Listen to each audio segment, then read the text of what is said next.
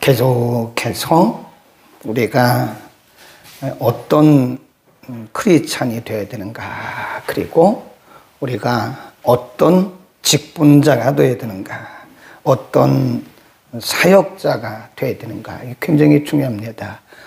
성도라고 다 같은 성도가 아니고 직분자라고 다 같은 직분자가 아닙니다. 그리고 사역자라고 해서 다 같은 사역자는 아니에요. 오늘 본문에 보면 인정받는 주의 일꾼, 그런 표현이 있어요. 15절에 보면, 15절 끝부분에 가보면 그런 말씀이 있어요. 부끄러울 것이 없는 일꾼으로 인정된 자로, 그랬습니다. 그러니까 인정받는 그리스도의 일꾼, 인정받는 성도, 인정받는 사역자, 이 매우 중요하죠. 그러니까 성도라고 해요. 다 같은 성도가 아니다. 어떤 성도는 인정받고 어떤 성도는 인정받지 못한다. 직분자라고 해서 다 같은 직분자가 아니다. 어떤 직분자는 인정을 받고 어떤 직분자는 인정을 받지 못한다. 사역자라고 해서 다 같은 사역자가 아니죠. 어떤 사역자는 하나님께 인정을 받고 또 사람에게도 인정을 받고, 어떤 사역자는 사람에게도 하나님에게도 인정받지 못한다. 오늘은 우리가 주제를 인정받는 그리스도의 일꾼은 어떤 사람이냐, 우리가 어떻게 하면 인정받는 그리스도의 일꾼, 어떻게 하면 그리스도의 사람, 그리스도인이 될 수가 있는가. 그렇죠? 우리가 하나님 앞에 갔을 때, 그리고 이 세상 살아갈 때 하나님께도 인정받고 사람에게도 인정받는다면 우리는 행복하고 성공적인 신앙생활을 하고 있는 거예요. 근데 우리가 사람에게도 손가락질 당하고 하나님께도 인정받지 못한다면 성도는 성도로 돼 참 불행한 성도다. 직분자는 직분자로 돼 참 불행한 직분자다. 사역자는 사역자로 돼 불행한 사역자다. 그러면 우리는 어떻게 하면 인정받는 성도, 인정받는 사역자가 될 수 있는 것인가? 계속해서 디모데 전서에도 나왔고 디모데 후서 오늘 본문에도 여러 번 강조해서 하신 말씀이 변론을 하지 마라. 변론. 말다툼 하지 마라. 그런 거죠. 거기 보면 14절로 갑니다. 이는 또는 저희로 이 일을 기억하게 하여 말다툼을 하지 말라고, 그래서 말다툼을 하지 말라고 사람들을 가르쳐라. 그 말다툼, 이게 변론입니다. 변론. 교리적 변론을 말하는 거예요. 그 당시에는 이 교회 안에 그리고 교회 밖에 여러 가지 학파들이 있었어요. 지금 이 디모데가 에베소라고 하는 소아시아 지역에서 목회를 하고 있거든요. 이 지역은 우상숭배도 심하고, 그리고 이 철학자들이, 그러니까 이 정통 철학을 배운 사람들이 아니라니까요. 그러니까 정통 철학을 배운 사람이 있고, 철학도 그냥 헛배운 사람, 곁다리로 이렇게 배운 사람들이 있다니까요. 근데 보면 오늘도 신학을, 정통 신학을 한 사람이 있고요. 이 곁다리로 잘못된 신학을 한 사람들이 있어요. 그리고 신앙생활도 정통 신앙생활을 하는 사람이 있고, 이 제대로 알지 못하고 곁다리로 신앙생활을 하는 사람이 있다니까요. 그 당시에도 스토아학파라고 하는 철학파, 여러 철학파들이 있었는데, 이 정통 철학을 한 사람들이 아니고 이 곁다리로 철학을 한 사람들이 여기저기 다니면서 사람들과 이 변론을 하는 거예요. 특별히 교회 안에서 뭐 성령에 대해서, 성부에 대해서, 성자에 대해서 이렇게 교리적인 논쟁을 막 하는 거예요. 그러니까 사도 바울이 그런 모습을 보면서 이거 아무런 의미가 없는 거다, 그런 얘기를 하는 거예요. 그 다음에 16절 보세요. 망령되고 헛된 말을 버리라. 거기도 줄 것이에요. 이게 변론입니다. 망령되고 헛된 말을 버리라. 16절. 그 다음에 23절로 내려갑니다. 23절. 어리석고 무식한 뭘 버리라 그래요? 변론을 버려라. 어리석고 무식한 변론을 버려라. 24절 마땅히 주의 종은 다투지 아니하고, 이게 그 말입니다. 다. 예. 뭐 우리야 요즘에는 뭐 교리적 변론을 하는 사람들은 그래도 수준 높은 사람들이죠. 그래도 뭘 알아야 우리가 변론을 하지 않겠습니까? 예, 기독교의 교리를 알고 변론하는 것은 그래도 어느 정도 교리를 아는 사람이죠. 근데 그게 아무런 의미가 없다는 거예요. 예, 아무런 의미가 없다는 거예요. 그러니까 지금 사도 바울이 계속해서 강조하고 있는 것이 변론하지 마라. 말다툼하지 마라. 옳고 그름을 너희가 판단하지 말라는 거예요. 이게 말다툼이라는 게 뭐죠? 내가 옳고 너는 틀리다. 그래서 말다툼 나는 거 아닙니까? 그렇잖아요. 우리가 상대를 인정하고 그리고 자신의 연약함을 인정하면 말다툼이 날 리가 없습니다. 말다툼을 하는 이유는 나는 잘하고 있는데 당신이 틀렸다 그거 아니에요. 나는 옳은데 당신이 틀린 거예요. 나는 쫙 잘 믿고 있는데 내 믿음은 좋은데 정통인데 당신 믿음이 틀렸어요. 이래서 말다툼이 나는 거예요. 그거 하지 말라는 거예요. 교회에서도 이 말다툼이 많아요. 실제로 이렇게 뭐 소리내서 말다툼 하는 게 아니라 말은 하지 않지만 옳고 그름을 자기가 판단하는 거예요. 옳고 그름을. 이건 옳았고 이건 틀렸다. 저건 틀렸고 이건 그건 하나님이 하실 일인데 왜 우리가 그거를 판단을 하냐고요. 그래서 우리는 그런 쓸데없는 말다툼을 하면 안 됩니다. 예. 저 사람이 옳았다 틀렸다는 것은 하나님이 하실 거예요. 하나님께서 위에 계신 하나님께서 옳고 그러면 말할 것이지 우리가 무슨 재판장도 아니고 우리가 무슨 하나님도 아닌데 우리가 말다툼을 해서 저 사람이 맞았다 틀렸다 그런 쓸데없는 일을 하지 마라. 거기 보세요. 17절에 보면 이렇게 말씀해요. 17절 시작. 저희 말은 독한 창질의 썩어져 감과 같다. 그래서 독한 창질 썩어져 가는 거죠. 그러니까 이 말다툼이라고 하는 것은 변론이라고 하는 것은 교리적 논쟁이라고 하는 것은 아무런 열매가 없다는 거예요. 아무런 열매가. 그 시간 낭비예요. 그러니까 괜히 시간 낭비하고 그건 하나님이 알아서 하실 건데 우리가 괜히 옳고 그름을 하다가 시간 낭비 다 하고 진짜 복음을 전해야 할 곳에는 복음을 안 전하고 막 불타는 것 같아요. 제가 그랬어요. 선교사님 그 마음 변치 마세요. 제가 보기에는 많은 분들이 초심을 잃어갑니다. 이 초심 잃어가면 사람은 그때부터 변질됩니다. 첫사랑으로 다시 가세요. 첫민으로 다시 가세요. 그리고 선교사님이 가지고 있는 그런 마음, 그런 하나님 중심, 그리고 영혼을 사랑하는 그 마음 절대 변치 마세요. 그리고 자기가 보니까 뭐 중소도시는 그렇다고 남의 말 할 것도 없고 남의 말 하지 마세요. 그분들은 하나님이 알아서 하실 거예요. 그분들이 뭐 이저고 저저고 얘기하길래 그런 얘기 하지도 말라고 이젠 그런 얘기 할 시간도 없고 우리가 그런 시간 내 차라리 복음 전하라고. 우리는 옳고 그름을 따지지 말라 이거예요. 옳고 그름은 하나님이 판단하실 거예요. 네. 그러니까 우리가 왜 다툼을 한다고요? 나는 옳은데 당신이 틀렸어요. 이런 것 때문에 어떻게 보면 교만이에요.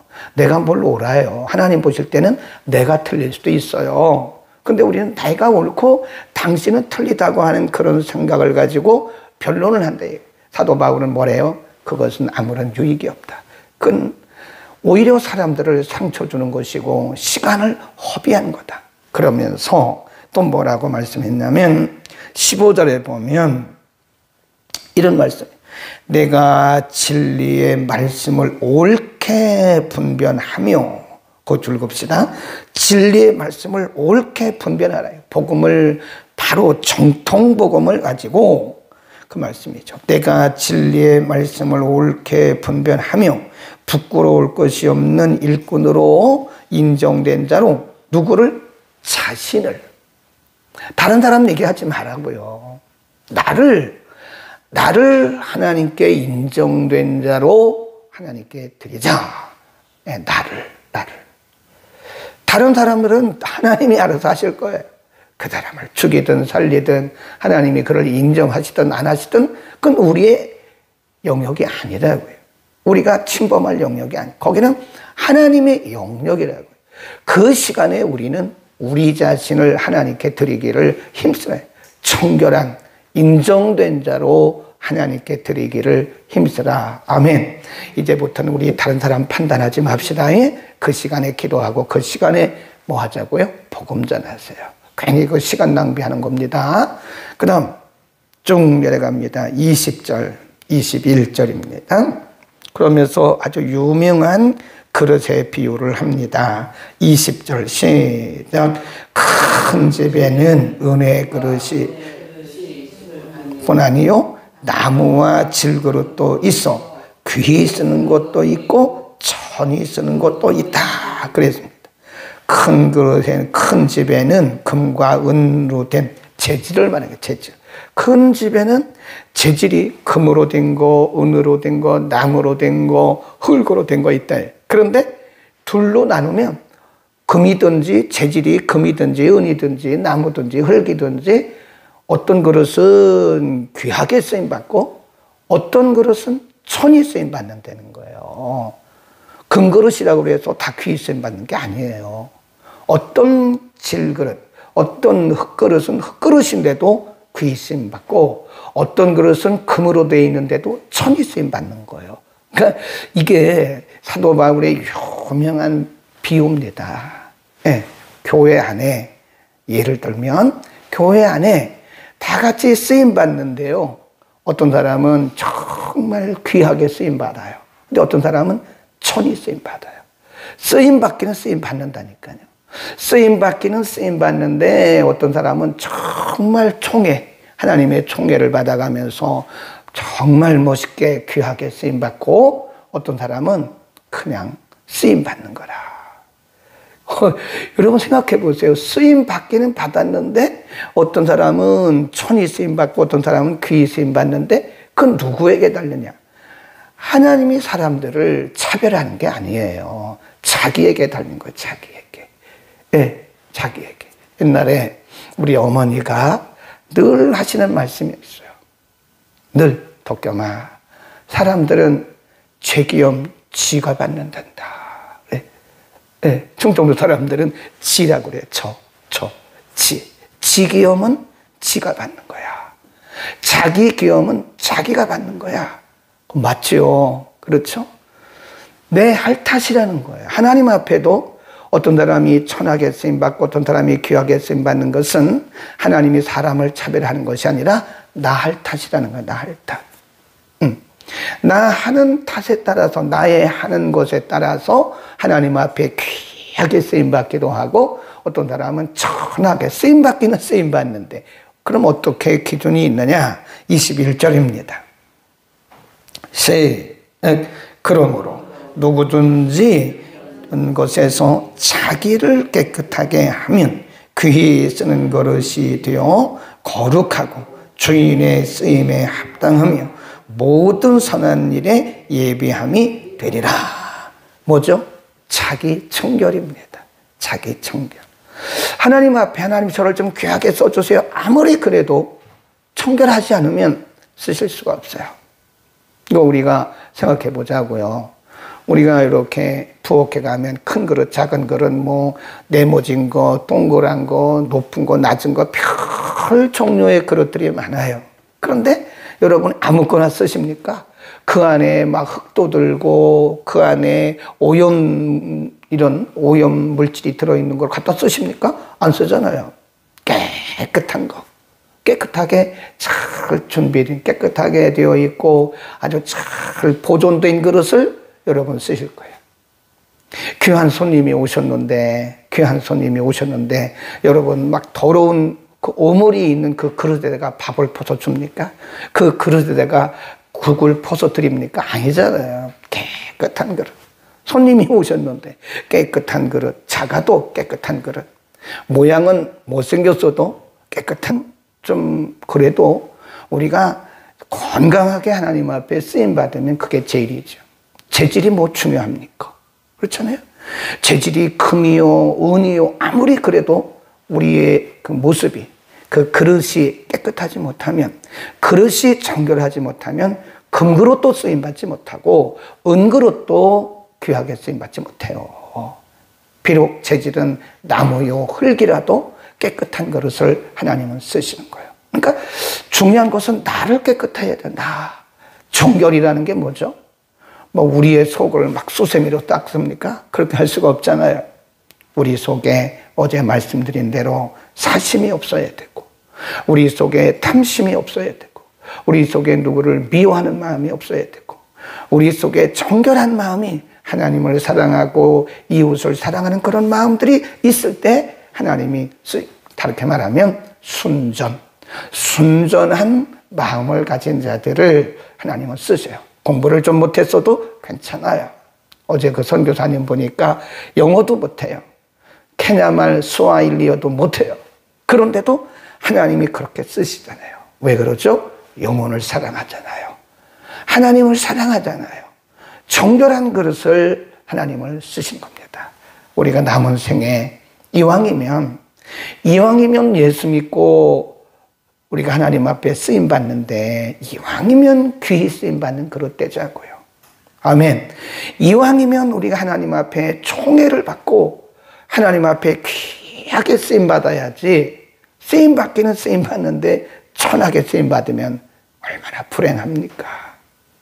그 다음 마지막으로 22절로 갑니다. 22절 시작.